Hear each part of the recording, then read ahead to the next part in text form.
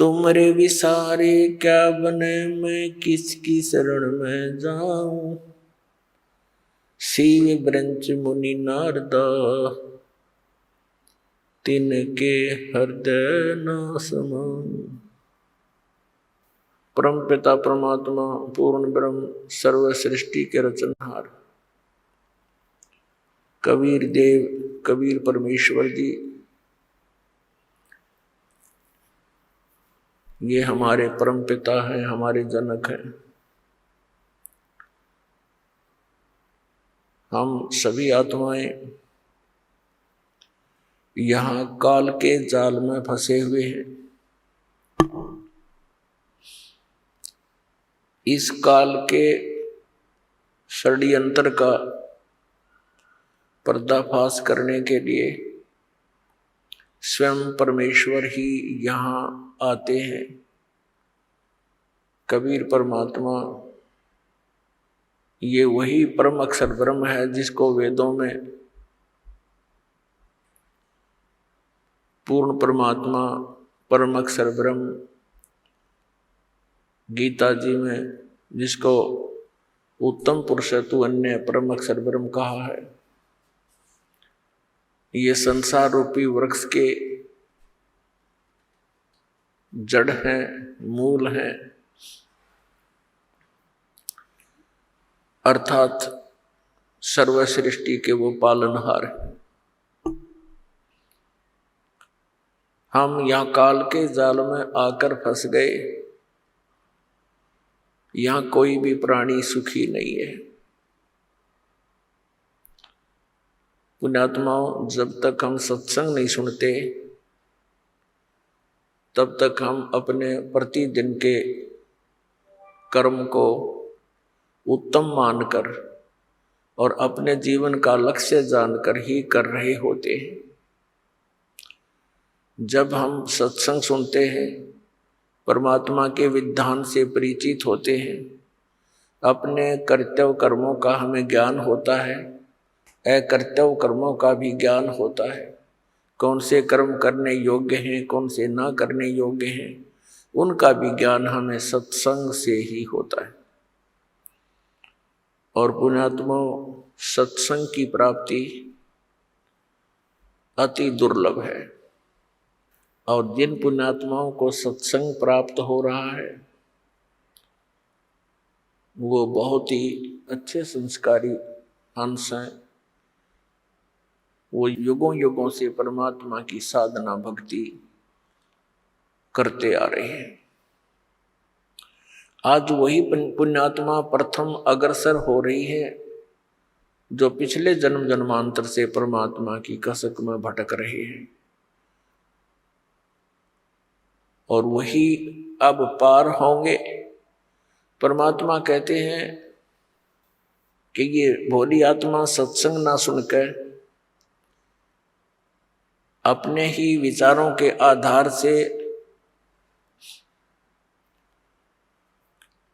अपने ही क्रियाओं को उत्तम मानकर भक्तों और संतों को हेय समझते हैं, उनके साथ मजाक करते हैं, क्योंकि उनको ज्ञान नहीं। इसके विषय में परमात्मा ने कहा कि साधों से ती मस्करी और ये चोरा नाल खुशहाल मल अखाड़ा जीतेंगे, ये युगन युगन के माल। संत भक्तों जो सतमार्ग बताता है उनके साथ तो ये मस्करी करते हैं, मजाक करते हैं, उनका उपहास करते हैं। और चोरों नाल खुशहाल जो गलत साधना बता रहे हैं, शास्त्र के विरुद्ध ज्ञान दे रहे हैं, उन चोरों के साथ ये प्रसन्न है। और फिर बताया है कि इस परमात्मा के यथार्थ ज्ञान को वही पुण्यात्मा ग्रहण करेंगी। कौन? मल अखाड़ा जीतेंगे, ये युगन युगन के माल। माल माने रेसलर यानी पहलवान। इस भक्ति रूपी अखाड़े के वो पहलवान हैं जो युगों युगों से एक्सरसाइज करते हुए आ रहे हैं और वो परमात्मा के ज्ञान को शीघ्र ग्रहण करते हैं। और दूसरे जो भक्तिहीन प्राणी हैं वो संतों के साथ मस्करी करते हैं, मजाक उड़ाते हैं, उनकी निंदा करके पाप के भागी बनते हैं। उसके विषय में कहा कि साधों से ती मस्करी और चोरों नाल खुशहाल, ये तो मल अखाड़ा जीतेंगे, युगन युगन के माल है। युगों युगों से लगे हुए हो आप, तब जाकर के आपको इस परमात्मा के गेम में सिलेक्शन हुआ आपका। ये अंतिम मैच है ही अब के, जब तुम समझ गए इस ज्ञान को आप जी, तो अंतिम गेम है ही आपका और निकल जाओगे गंदे लोक से, सतलोक चले जाओगे, सदा के लिए सुखी हो जाओगे।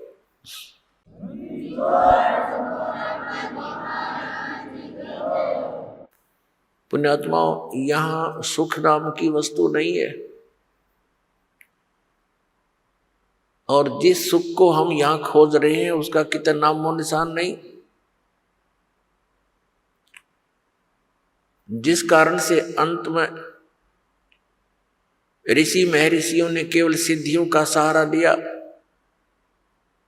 एक दूसरे पर प्रभु बनकर, एक दूसरे से अधिक चमत्कारी बनकर वो यहां अपना भक्ति नाश करते रहे और जनता को अपने पीछे लगाकर उनका भी जीवन नाश कर गए।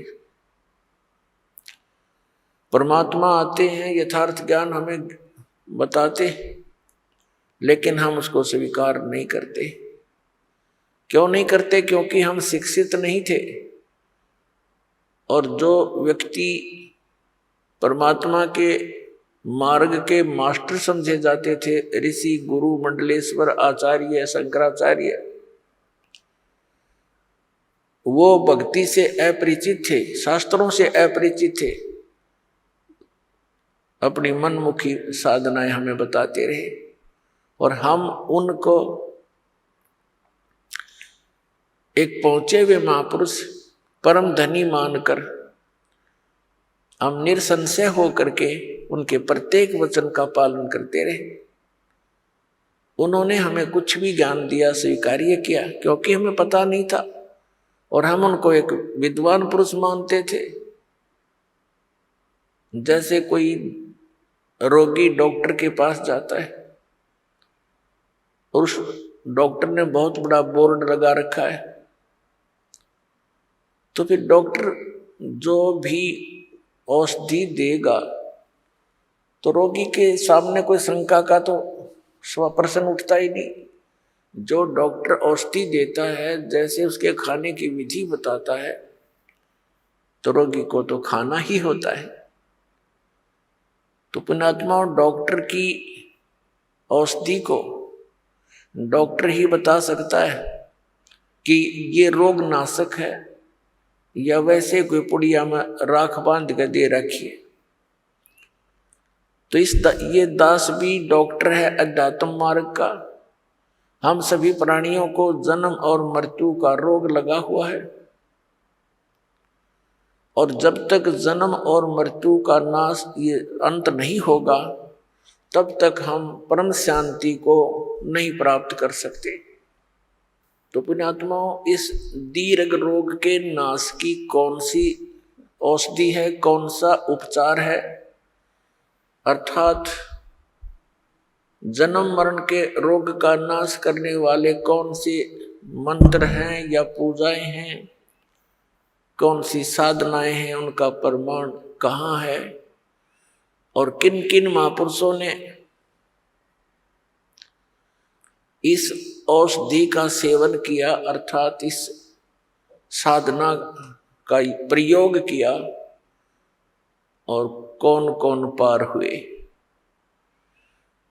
जैसे कोई डॉक्टर होता है, वो औषधि देता है और रोगी बहुत दुखी होता है, तो वो बताता है, वैद्य बताता है कि एक व्यक्ति फलाने गांव का, उसका ये नाम है, उसके यही रोग था, उसने ये औषधि खाई थी, वो ठीक हो गया।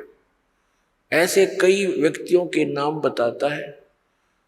तो वो व्यक्ति जो रोगी है उसको दृढ़ता आती है कि इसी रोग का रोगी ऐसे ऐसे गांव में वो भी ठीक हुआ है, तो फिर हम उसको हौसला बढ़ता है, वो दृढ़ होता है, उस औषधि को वो प्रयोग करता है और वो स्वस्थ हो जाता है।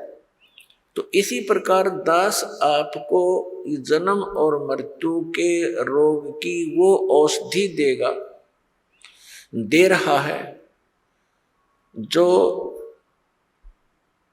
कुछ महापुरुषों ने प्रयोग की और वो इस जन्म मरण के रोग से मुक्त हुए।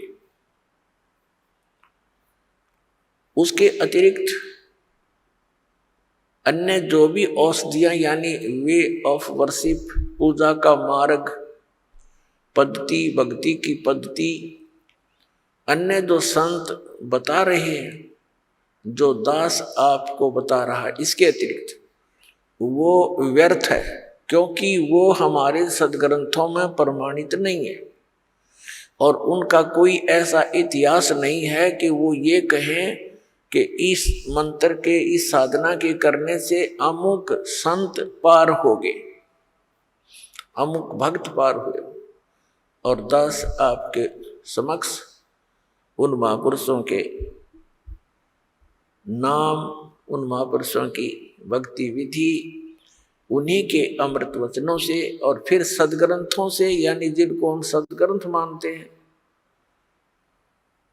प्रत्येक पवित्र धर्म के पवित्र सदग्रंथ, जैसे पवित्र चारों वेद, पवित्र श्रीमद् भगवत गीता, पवित्र पुराण, पवित्र कुरान, पवित्र बाइबल, पवित्र गुरु ग्रंथ साहिब आदि। तो पुण्यात्मा, मुझ दास का एक ही प्रयत्न है कि जनता आज शिक्षित है, श्रद्धालु सब अक्षर ज्ञान युक्त है, हमारे सदग्रंथ हमारे पास उपलब्ध हैं और हम आसानी से निर्णय कर सकते हैं कि कौन सी साधना किस महापुरुष ने की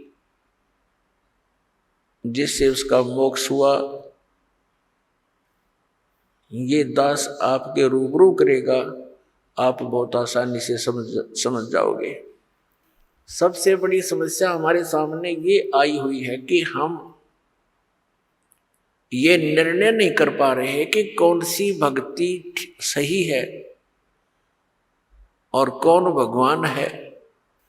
ये निर्णय हुआ और मोक्ष, क्योंकि फिर तो वो क्रियाएं जो दास बताएगा, सदग्रंथों में प्रमाण दिखाएगा और जिन महापुरुषों ने साधना की उनके वो अमृत वचन दिखाएगा, तो आपको आसानी से प्रमाणित हो जाएगा, विश्वास हो जाएगा। फिर तो भक्ति करनी ही करनी शेष है और वो इतनी आसान है।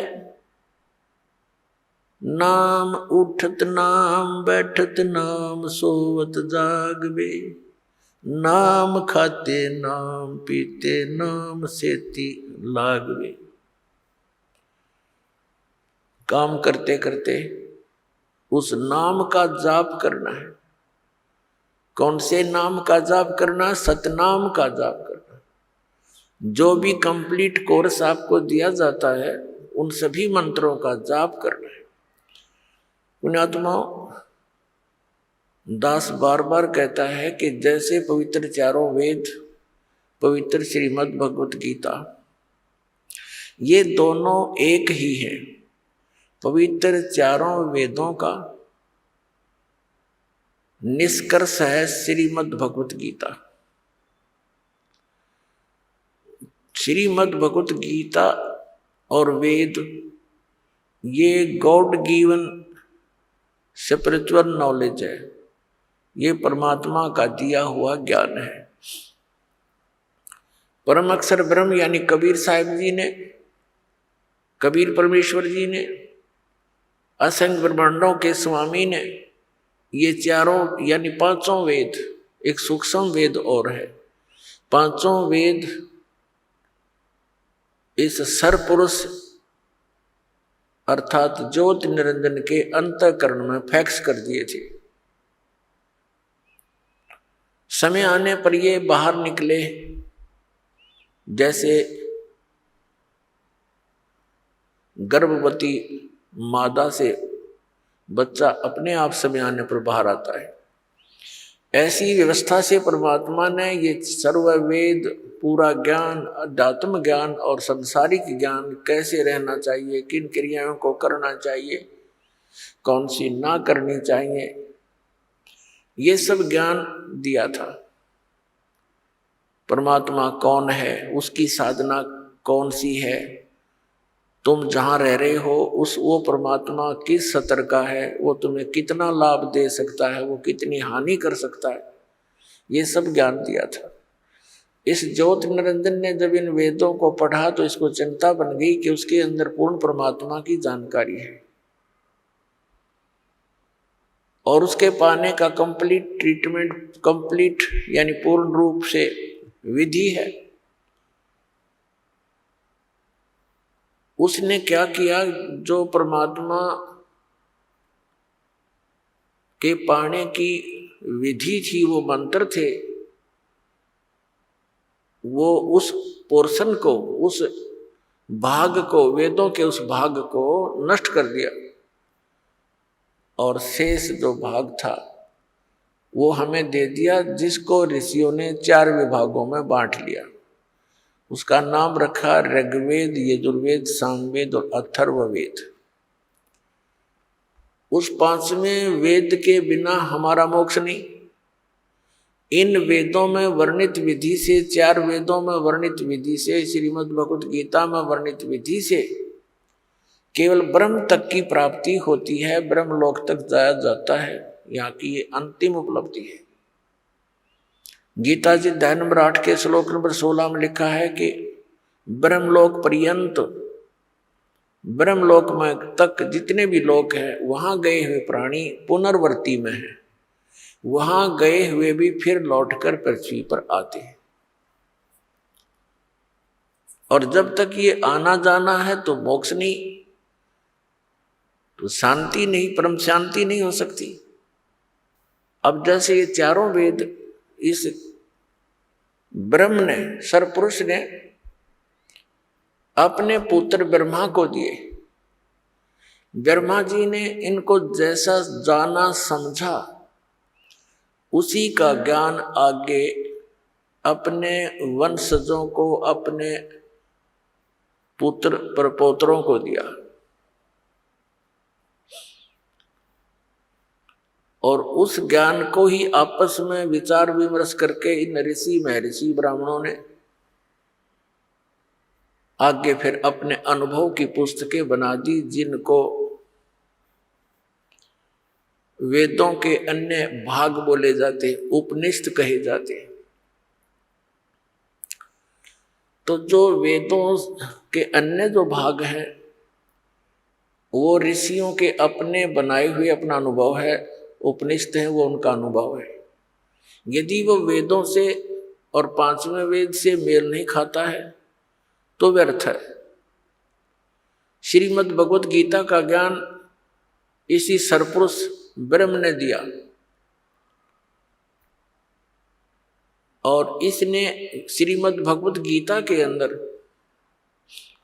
कुछ अपने सतर की अटकल अवश्य लगाई है, जोड़ी है, युद्ध करवाने के लिए और जीव को भरमाने के लिए। लेकिन हमने उसका निर्णय सूक्ष्म वेद से करना है। हमारे पास एक ऐसा पैमाना है, ऐसा एक हमारे पास एक तराजू है जिसमें हम प्रत्येक ग्रंथ को तोल सकते हैं, उसको पहचान सकते हैं, परख सकते हैं। हमारे पास एक ऐसा ग्रंथ है जिसको सूक्ष्म वेद कहते हैं। श्रीमद् भगवद गीता अध्याय नंबर 4 के श्लोक नंबर 32 में उसी सूक्ष्म वेद की जानकारी दी गई है कि वो परमात्मा अपने मुख कमल से उस विस्तार पूर्वक अध्यात्म यज्ञों यानी धार्मिक अनुष्ठानों की जानकारी देते हैं। और उसको तत्व ज्ञान कहते हैं। फिर गीता ज्ञान दाता कहता है गीता अध्याय नंबर 4 के श्लोक 34 में कि उस तत्व ज्ञान को जो परमात्मा अपने मुख कमल से आकर स्वयं बोलता है, ज्ञान देता है, उस तत्व ज्ञान को तू तत्वदर्शी संतों के पास जाकर समझ। उनको दंडवत प्रणाम करने से, कपट छोड़कर उनकी सेवा करने से वो तत्वदर्शी संत ज्ञानी महात्मा आपको उस तत्व ज्ञान का उपदेश करेंगे। इससे एक तो ये सिद्ध हो गया कि गीता जी का ज्ञान कंप्लीट नहीं है, संपूर्ण नहीं है। गीता ज्ञान दाता ने ये ऑप्शन छोड़ दिया, एक प्रावधान छोड़ दिया कि उससे मैं परिचित नहीं हूं। जो परमात्मा अपने मुख से आकर बोलता है वो ज्ञान, वो सच्चिदानंद घन ब्रह्म की वाणी है और उसको उसके परिचित तत्वदर्शी संत ही तुझे बता पाएंगे। उनसे पूछो। तो दास जो कहना चाह रहा है कि ये जो पवित्र चारों वेद, पवित्र श्रीमद् भगवत गीता, इनका ज्ञान गलत नहीं, लेकिन ये कंप्लीट कोर्स नहीं, इनमें कंप्लीट स्पिरिचुअल नॉलेज नहीं, संपूर्ण अध्यात्म ज्ञान नहीं है। और संपूर्ण बिना फिर पूर्ण मोक्ष कैसे होगा? अंडरस्टूड है, ये तो आम आदमी समझ सकता है। अब यहां ये हमारे धर्मगुरु हमें उलझाने की चेष्टा करते रहे कि परमात्मा गीता ज्ञान दाता ये कंप्लीट गॉड है, पूर्ण परमात्मा है, श्री कृष्ण है वो, और वो जगत गुरु है श्री कृष्ण अर्थात श्री विष्णु जी। अब यदि वो जगत गुरु होते तो ये ऑप्शन नहीं छोड़ते कि तत्वदर्शी संतों के पास जाकर समझ। गीता जी के 18 अध्याय लिखे, 700 श्लोक हैं, इसमें एक अध्याय और बना देते। इसमें क्या कौन से कागज समाप्त होते या कोई समय की सीमा थी? तो कहने का भाव ये है कि ये ज्ञान जो परमात्मा स्वयं आकर देते हैं वो ज्ञान किसी के पास नहीं होता। तो उसको परम अक्षर ब्रह्म सच्चिदानंद घन ब्रह्म की वाणी कहते हैं, कबीर वाणी है वो, कबीर वाणी। तो कहने का भाव ये है कि जो वेदों गीता के अंदर जो वर्णित विधि है वो गॉड गिवन है। गॉड गिवन मीन पूर्ण परमात्मा ने वेद दिए ब्रह्म को, ब्रह्म ने आगे फिर अपना ज्ञान दिया अपने पुत्र को, ब्रह्मा जी को, और फिर अर्जुन को श्री कृष्ण में प्रवेश करके वेदों का सारांश और कुछ अपनी अटकलबाजी इसमें और मिला दी। तो ये नौमन सूत उलझा दिया कुछ तो इस काल भगवान ब्रह्म ने, फिर ऋषियों के अधूरे अनुभव ने इस अध्यात्म मार्ग में नौमन सूत उलझा दिया। उस नौमन सूत को सुलझाने के लिए वो परमात्मा स्वयं ही आते हैं और उसको सुलझाकर रख देते हैं। जैसे आज से 600 वर्ष पहले लगभग परमात्मा आए थे, सन 1398 से सन 1518 तक 120 वर्ष परमेश्वर यहाँ रहे पृथ्वी पर, सतलोक से सह शरीर आए थे, सह शरीर चले गए थे। तो उसमें उन्होंने अपना ये ज्ञान बोला था, अपनी अमृतवाणी बोली थी, वो परम अक्षर ब्रह्म है। तो उस समय इस अध्यात्म ज्ञान को सुलझाकर अपनी अमृतवाणी में लिख कर चले गए थे। परमात्मा जानी जान है, उनको मालूम था कि काल फिर से अपना कोई अटकलबाजी अड़ाएगा। तो परमात्मा के जाने के बाद उसी परमात्मा परमेश्वर कबीर देव जी के, कबीर साहिब जी के पंथ में, उन्हीं का गुणगान करने वालों में काल के दूत घुस गए। उन्होंने भिन्न भिन्न पंथ कबीर जी के नाम से चला दिए और उन्होंने उस सूक्ष्म वेद को जो कबीर वाणी को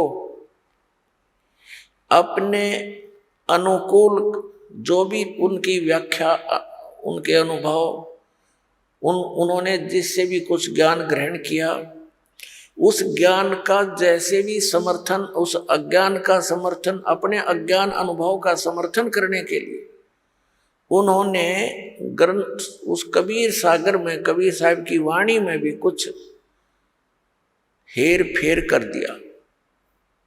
अब कारण क्या था कि वो लोग ये कहा करते थे कि कबीर सागर से हम ज्ञान दे रहे हैं, और वो बक रहे थे वैसे। फिर उन्होंने देखा कबीर सागर में कि कल ने कोई पूछ ले भी कहाँ कबीर सागर में, तो देखा उसमें गड़बड़ी पाई।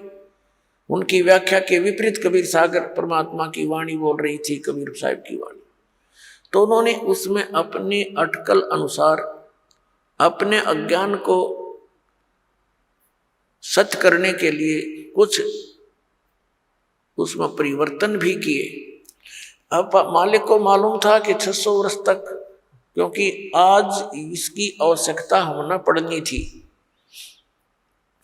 इस सूक्ष्म वेद की, इसकी पूर्ति करने के लिए कबीर परमेश्वर जी ने अपनी प्यारी आत्मा गरीबदास साहब जी को गांव छुटानी, जिला झज्जर, हरियाणा प्रांत के अंदर आदरणीय गरीबदास साहब जी का जन्म एक किसान परिवार में जाट जाति में हुआ। वैसे संत जाति नहीं मानते, लेकिन जिस वर्ण में हम पलते हैं उसकी थोड़ी बहुत छाप लगी ही रह जाती है। लेकिन परमात्मा ने इस कंसेप्ट को क्लियर कर दिया है कि जात ना पूछो संत की, पूछ लीजिए ज्ञान, और तो मोल करो तरवार का, पड़ी रहने दो म्यान।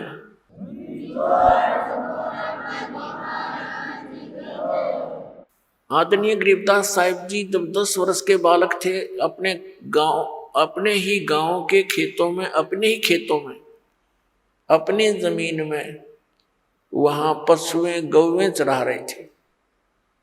परमात्मा वही कबीर देव काशी से सह शरीर जाने के लगभग 200 वर्ष उपरांत सन 1518 में गए थे, सह शरीर चले गए थे परमात्मा कबीर जी, और सन 1727 में आकर के वे गरीबदास जी को सतलोक से आकर के फिर मिले, लगभग 209 वर्ष बाद। और फिर उनको वहां आकर उनके पास पहुंचे। उस समय ये पाली यानी आदरणीय गरीबदास साहिब जी तथा उसी के साथी गवाले वहां पशुएं चल रही थी। दिन के 10 बजे फाल्गुन सुदी द्वादशी, फाल्गुन सुदी द्वादशी और विक्रमी संवत 1784 यानी सन 1727 दिन के 10 बजे खाना खा रहे थे। गौवें चर रही थी इधर उधर, कुछ बैठी थी वृक्षों के नीचे। परमात्मा एक साधु वेश में, जिंदा के महात्मा के वेश में वहां आए। पालियों ने, ग्वालों ने कहा राम राम महाराज जी। परमात्मा ने कहा राम राम भाई। तो उन पालियों ने, बच्चों ने कहा कि महात्मा जी भोजन पाओ। परमेश्वर ने भोजन से मना कर दिया और धन्यवाद कर दिया और कहा भोजन मैं खा के आया हूं भाई अपने गांव से। ग्वालों ने पूछा आपका गांव कहाँ है, कितनी दूर है यहां से? परमेश्वर ने कहा कबीर जी ने कि 16 शंख पर हमरा तकिया, हम गगन मंडल के जिंदा, हुक्म हिसाबी यहां चल आए, काटन काल का फंदा। पालियों ने पूछा था कि महाराज जी आपका डेरा कहाँ है, आपका गांव कौन सा है, आप कहाँ रहते हो। तब परमेश्वर ने कहा था कि 16 शंख पर हमारा तकिया, 16 शंख कोश पर हमारा तकिया यानी हमारा स्थान है। हम गगन मंडल के जिंदा, हम आकाश में घूमने वाले महात्मा हैं। हुक्म हिसाबी हम चल आए, काटन काल का फंदा। हम अपने ही आदेश अनुसार यहाँ काल के इस फंद को काटने के लिए आया हूं। इस गूढ़ ज्ञान को बच्चे नहीं समझ सके, वो पाली ग्वाले नहीं समझ सके, जिसमें बड़ी उम्र के भी थे। उन्होंने सोच लिया कि 16 कोस की दूरी पर होगा। पहले एक दूसरे से इतने परिचित नहीं थे क्योंकि कन्वेंस नहीं होती थी। फिर कहा महात्मा जी भोजन पालो। परमात्मा ने कहा नहीं, भोजन नहीं पाऊंगा। तो उन्होंने कहा जी भोजन नहीं पाओगे, दूध तो पीना पड़ेगा महाराज जी। क्योंकि एक श्रद्धा और प्यार से लाडों में पहले दास को खूब ज्ञान है, उस पवित्र समय का खूब आभास है, जिसमें आने वाले अतिथि का कितना रिस्पेक्ट हुआ करता था। आज इस माया की दौड़ ने और इस शिक्षा ने हमारे को कति निकम्मा बना दिया। दया रही नहीं, आदर रहा नहीं। हम पहली बार किसी जैसे गांव से शहर में गया था दास, तो वहां देखा था शहर वाले उन लोगों का व्यवहार। मैं आश्चर्य में था कि ये ना यूं कहते हैं पानी पी लो, ना ये कहते हैं आ जाओ भोजन पा लो, या ये यूं भी नहीं कह रहे हैं कि आ जाओ बैठ जाओ। ये कैसा व्यवहार है इन लोगों का। ये थोड़ी सी बिजली उस समय शहरों में गिरी थी, कोई रिस्पेक्ट रहा नहीं। स्वार्थ हो तो बात करे, ना करे नहीं। अब ये तकरीबन सब जगह फैल चुकी है। तो उस समय ये दास देखा करता था, कोई भी व्यक्ति अननोन आ जाता था और कहता था मैं आज रात यहीं रुकना पड़ेगा मुझे, उसका विशेष सत्कार आदर अलग से उसका रहना बहुत प्यार से रखा करते और भोजन की सर्वप्रथम पूछा करते थे। तो उसी दृष्टिकोण से उन्होंने कहा जी वो दूध तो पीना ही पड़ेगा। पहले गौवे बहुत रखा करते थे गांव शहर में, यानी खेतों में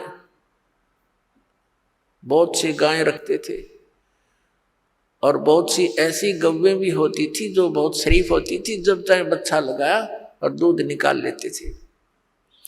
तो परमात्मा ने कहा भाई दूध पीऊंगा कंवारी गाय का, पिलाना है तो पिलाओ बच्चों। तो वो जो बड़े बड़े पाली थे वो कहने लगे बाबा जी तेरा दूध पीने का इरादा नहीं है, मजाक करते हो आप, कंवारी गाय कभी दूध देती है। परमात्मा कहते हैं भाई तुम्हारी नीयत दूध प्यान की है तो कंवारी गाय भी दूध दे देती है। अब वो बड़े पाली थे, वो तो मजाक समझ रहे थे। छोटा बच्चा था 10 वर्ष का गरीबदास साहिब जी, वो खड़े हुए बच्चे जैसे गतिविधि करते हैं। अपनी एक बहुत प्रिय बछिया थी, जाके संग बैल नहीं लागा यानी कंवारी, उसको पकड़ लाए, गले में रस्सी बांध रखी थी छोटी सी, और उसको पकड़ कर लाए। देखो महाराज जी इसको बच्चा तो है नहीं, दूध कैसे देगी। तब परमात्मा ने कहा बेटा ऐसा करो, आपके पास जो कोई पात्र है छोटा सा, जैसे मिट्टी का एक पात्र था, 5-7 किलो जैसे लस्सी वगैरह ले आते थे, वो उन्होंने धो मांझ कर रख रखा था। कहा जी ये है, इसको साफ कर रखा है, रखो इसके नीचे। गरीबदास जी पकड़ कर बैठ के उस बछिया के सतन के नीचे, और परमात्मा ने खड़ा होकर के ऐसे थपकी मारी कबीर साहब ने उस बछिया की कमर पे, आशीर्वाद भरा हाथ रख दिया परमात्मा। कबीर जी ने लंबे लंबे सतन हो गए और दूध की धार बंद की, पात्र भरते ही वो अपने आप बंद होगी। बोलो सतगुरुदेव।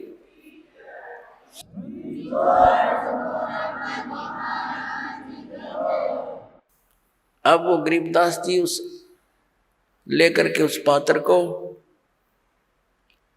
परमात्मा से कहा, ले महाराज जी पी लो, आपने तो कमाल कर दिया। अब परमात्मा ने आधा पिया, कुछ पिया उसमें से, और शेष कहा, ले बच्चों तुम पी लो, पालियो तुम पी लो, गवा लो। तो बड़े बड़े जो गवाले थे वो कहने लगे, हम ना पीवे, एक तो आपने जंतर मंत्र का दूध निकाल दिया, और फिर पता नहीं तू कौन सी जाति का है, तेरा जूठा, हम ना पीवे, और जंतर कुंवारी गाय का दूध हमें पाप लगे, हम कभी नहीं पीवे।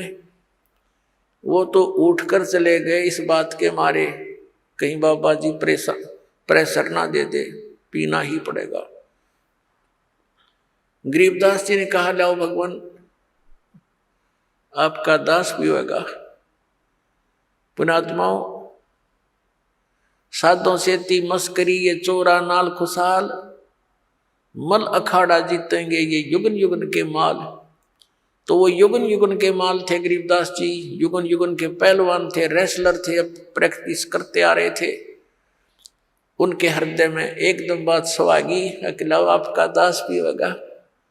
तो पुण्यात्माओं, इस ज्ञान को, इस मार्ग को वही ग्रहण कर रहा है जो युगों युगों का माल पहलवान है, बहुत दिनों से इसमें संघर्षशील है। तो आदरणीय गरीबदास साहिब जी ने कहा, पिया, और कहा, महाराज जी दूध तो हम डेली पीते हैं, पर इस दूध का टेस्ट आज तक नहीं देखा मैंने। तब परमेश्वर कबीर देव जी ने कहा कि बेटा, ये सतलोक से, मेरे लोक से दूध आया है, वहां दूधों के दरिया भरे हैं, सरोवर भरे, वो खराब नहीं होते, बड़े बड़े समुद्र भर रखे। अपने आत्माओं, इन बातों का आज ये विश्वास कराना, इस साइंस ने ऐसा नास्तिक बना दिया इस बोली आत्मा को कि दूध खराब क्यों नहीं होगा, कहीं पर रख लो खराब होगा, ये होगा।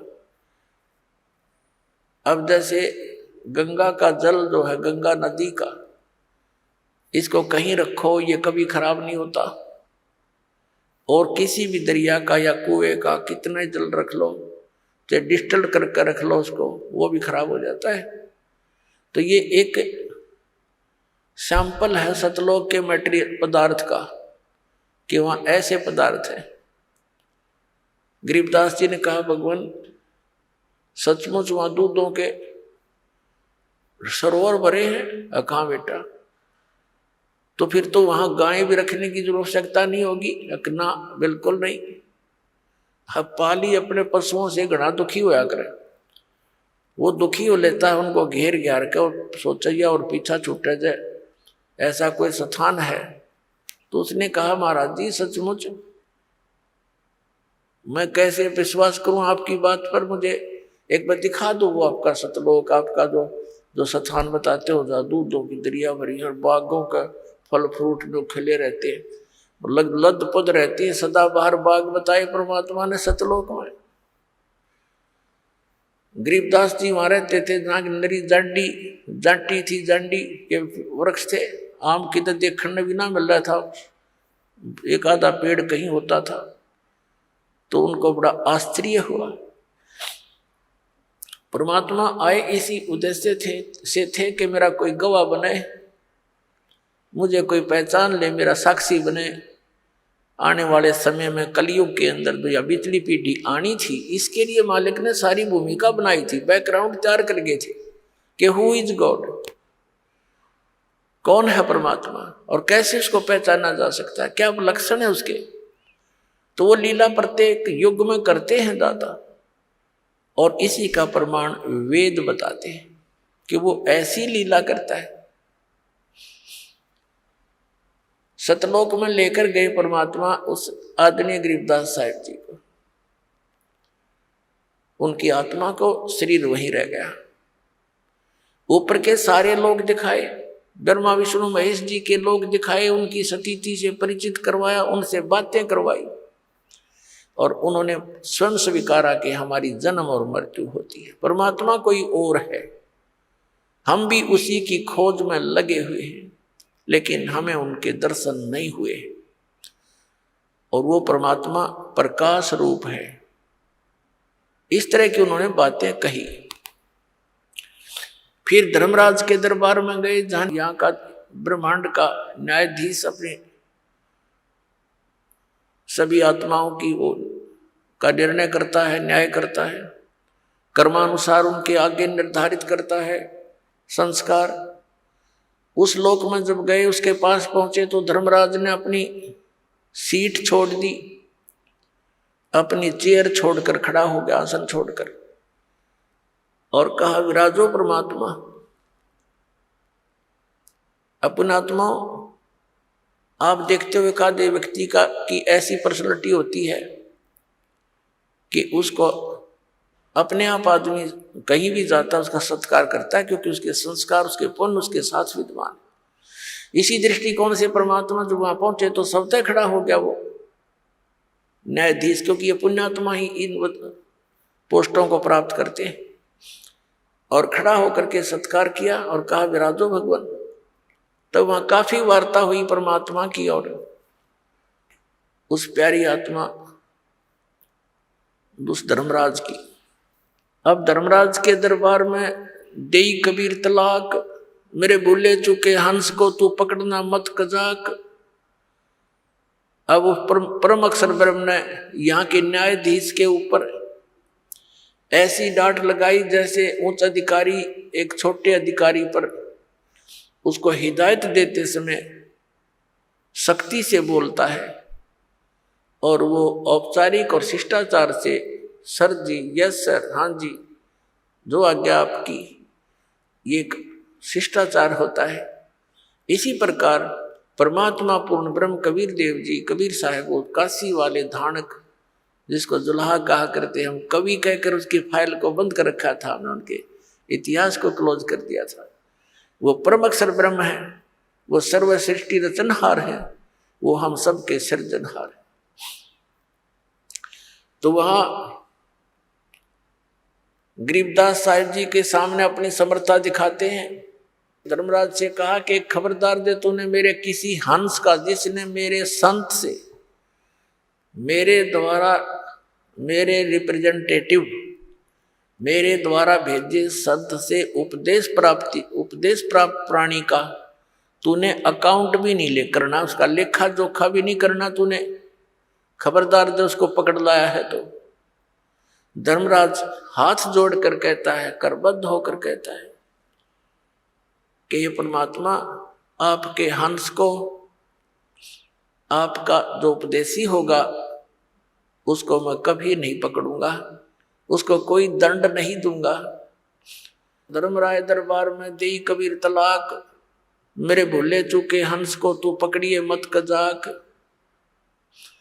बोले पुरुष कबीर से धर्मराज कर जोड़, और तुमरे हंस को पकड़ो नहीं, मन 2 ही लाख करोड़। आपका जो हंस होगा मैं कभी उसको नहीं पकड़ूंगा, ना उसको दंडित करूंगा। और फिर उसने कहा कि परमात्मा, जब तक आपकी शरण में ये जीव नहीं आता, तब तक इसके पूर्व जन्म के संचित पाप कर्म मेरे पास विद्यमान होते हैं। हे प्रभु, अब मेरे कागजों में स्टैंड करते हैं, और यहाँ का नियम है जैसे कोई कर्म करेगा वह भोगने पड़ेंगे। तो परमात्मा, उसको तो मैंने दंड देना पड़ेगा, मेरी मजबूरी है। तब परमात्मा ने, कबीर देव जी ने कहा था, कबीर साहब ने, ये कर्म भ्रम ब्रह्मंड के मैं पल में कर हूं नेस, और जिन हमरी दोही दी सो करो हमारे बेस। ये तेरे कर्म भ्रम इस ब्रह्मांड के तुमने लगा रखे हैं, इनको 1 मिनट में नष्ट कर दूंगा, खत्म कर दूंगा, कैंसिल कर दूंगा, क्रॉस मार दूंगा इनके ऊपर। और जिन्होंने मेरी दुहाई दी और तुम पकड़ जाए, तुम्हारे अनुचर उनको यहां ले आए और उन्होंने ये कह दिया कि मैं तो ऐसे ऐसे कबीर साहब का बच्चा हूं, तुम मुझे नहीं पकड़ सकते, तुम गलती कर रहे हो, तो उनको करो हमारे पेश, उनको फिर हमारे पास ले आना, मेरे बच्चों को, तुम उनको दंड मत देना। ऐसी वार्ता सुनकर गरीबदास जी गदगद हो गए कि तो समर्थ बाबा जी तो बहुत बड़े तगड़े हैं, और यहाँ का यो न्यायाधीश और ये बड़ा देवता भी ऐसा हाथ जोड़कर खड़ा इसके आगे। तो फिर आगे अपने लोक में ले गए परमात्मा। उससे पहले काल के का वो सतिथि, वो स्थान दिखाया जहां पर ये एक ब्रह्म लोक में अलग से एक स्थान बनाकर गुप्त रहता है। ये अपनी माया से छुपा रहता है, वहां साकार है। ये ज्योत निरंजन साकार है, नर आकार है, इसके ओछा माथा है और लंबे दांत हैं, शरीर इसका चेहरा बेढंगा सा है। और फिर परमात्मा ने इसका दूसरा स्थान दिखाया जो 21वें ब्रह्मांड में, जहां ये तपस्या पर भून कर 1,00,000 प्राणियों का आहार करता है, सूक्ष्म शरीर से गंध निकाल कर खाता है, और जीव मरते नहीं, वो कर्म अनुसार अपना अन्य शरीर प्राप्त कर लेते हैं। फिर उसे परब्रह्म के यानी अक्षर पुरुष के लोक में प्रवेश किया। वो 11वां द्वार है जो इस काल के लोक से और सरपुरुष के लोक से अक्षर पुरुष के लोक में जो प्रवेश करना होता है जिस मार्ग से, वो 11वां द्वार है। और 12वां द्वार है इस 7 संघ, इस अक्षर पुरुष के 7 संघ ब्रह्मांडों को पार करके जहां फिर सतलोक में प्रवेश करना होता है, वो 12वां द्वार है। अभी तक ये 10वां द्वार की रट लगा रखी थी। ये 10वां द्वार भी काल के ही इस जाल में है। और 11वां जो द्वार है जो, उसका तो किसी को पता ही नहीं। बाकी एक आधा जो कबीर पंथी है वो कबीर साहिब की वाणी को पढ़कर उसका विपरीत अर्थ लगा कर वो कहता 11वीं खिड़की, बसंतीम खिड़की, 11वीं खिड़की, 11वीं खिड़की। उसको ये नहीं मालूम कि नीम हकीम खतराए जान होता है। और फिर दावा करते हैं वो लोग कि मेरे से बड़ा, मेरे से अधिक ज्ञान किसी का नहीं, क्योंकि मैंने 11वीं खिड़की पागी।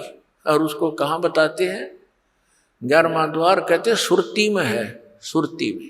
अरे भले आदमी, सुरती तो उस द्वार से पार होकर जाएगी, और सुरती में द्वार है, फिर जाएगा कहाँ खाक। ये इस तरह बकवास दे, इनको ज्ञान है नहीं, डुबो दी सारा। कबीर पंथी होकर के कबीर साहब के मार्ग से परिचित नहीं है। और ये लोग दीमक हैं परमात्मा के मार्ग में, क्योंकि इनके द्वारा दिया गया भक्ति विधि गलत। ये भी नास्तिक बनाने की तैयारी में लगे हुए हैं जनता को, क्योंकि जब तक परमात्मा की यथार्थ भक्ति विधि नहीं मिलेगी, परमात्मा से मिलने वाले वो लाभ प्राप्त नहीं हो सकते। और कुछ दिनों के बाद फिर नास्तिक अपने आप हो जाता है। प्राणी सब साधनाएं गलत साधना करके थक जाता है।